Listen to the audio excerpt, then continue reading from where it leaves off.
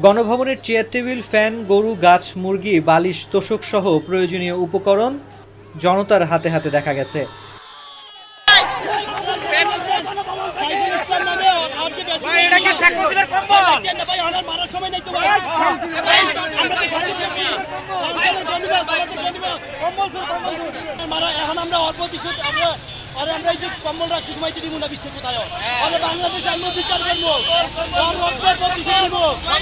সোমবার সরেজমিনে দেখা গেছে এসব উপকরণ নিয়ে উল্লাস করছে জনগণ। কারো হাতে গাছ, কারো হাতে হাঁস দেখা গেছে। হারমোনিয়াম, পিয়ানো ও পিতলের বাসন কোসনে নিয়ে যাচ্ছে বিক্ষুব্ধ জনতা।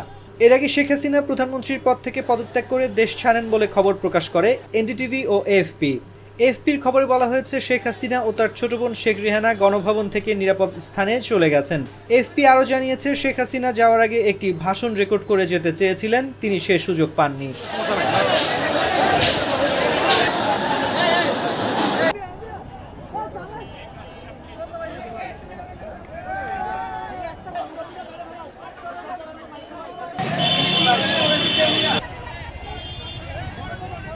আমার সম্পদ আমি নিব।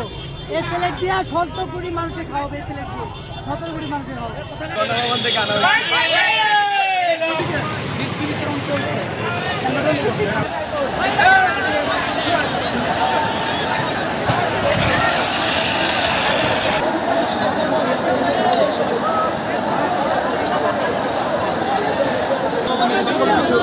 এখানে